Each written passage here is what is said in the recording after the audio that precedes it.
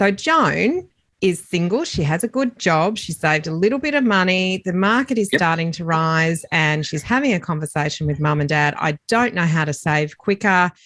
I know you've got some money. Can we talk about whether I can have some of that money?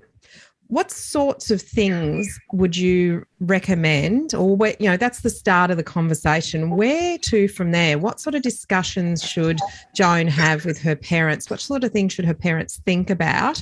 And of course, we're talking about someone who's single who may partner up in the future. So there's kind of this knock-on complexity that might happen down the tracks. What should they talk about? What should they think about?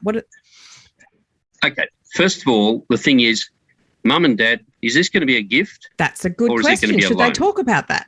That's the first question. It's got to be clear. If you leave it up in the air, then there'll be problems down the track, which I'll cover later, if ever anything gets to a court case about anything. So the single person saying, all right, I want to start up, I want the deposit, or I want bulk of it. Maybe instead of going to the bank, I want to borrow it all from Mum and Dad. Mum and Dad are pretty well off. I'd rather pay them interest than the bank. Maybe it might be a bit more flexible in terms of repayments, but I'm going to borrow the money from Mum and Dad. If that's the deal, then what they should do is enter into a contract, because what is a mortgage? A mortgage is a loan that is secured by a security against the home, which is a mortgage. Now, we sort of mix that all together, but at law, there's a loan account and it's secured by a mortgage. And you can have a number of loans with a bank or somebody else, but it's all secured by that one mortgage. Yep. If you follow me? Yeah. So I would sit with Mum and Dad and say, I'm borrowing this money. Let's talk about the terms. Let's talk about the interest rate. Mum and Dad might say, no, you don't need to pay me interest. And they might regret that later on. But let's say, for instance, you're going to borrow $100,000 and Mum and Dad are handing that money over at the completion.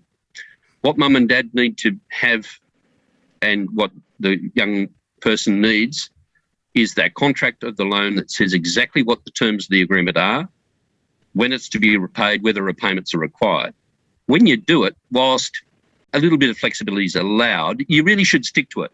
So if you're going to say, I'm going to make repayments, then you should make repayments. Treat it like the bank. And when you enter into the loan agreement and the mortgage is secured against the title, then Mum and Dad are protected just like a bank.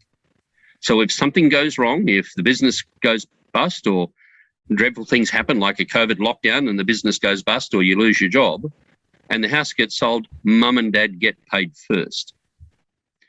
And it's a pretty important part of it. If Mum and Dad are using their retirement savings to really help you out, then they don't want that to be risked because they need that money back. Put yourself in the shoes of Mum and Dad. You've helped out your son or your daughter and they've bought that house, but then they go off and decide to start a business and you've got nothing to do with the business and the loan had nothing to do with the business, but unfortunately the business goes bust. If all the creditors then turn up, they're going to look for the one piece of real estate that you've got. And they say, we want to be paid first. And then Mum and Dad, because they don't have a loan or a mortgage account, they're going to come last. Or they're only going to get a few cents in the dollar. They're at risk. They're not a primary creditor. And the important thing is you do it at the time, because if you try to scramble around and do it when the disaster's hitting, all those creditors are going to say, this is a sham. This person shouldn't come before us. They should stand in the queue like the rest of us, only get 3 or 4 cents in the dollar. So it's really important that people understand how the business world works.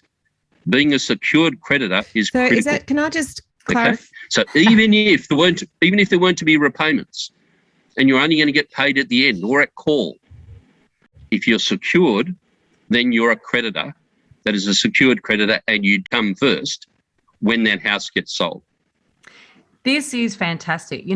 We have a course. Anyone who's listening to this who hasn't done the course, it's called Your First Home Buyer Guide, and it's 10 steps. It's called the PACE system, over 10 steps, right? The first step is to line up your support crew.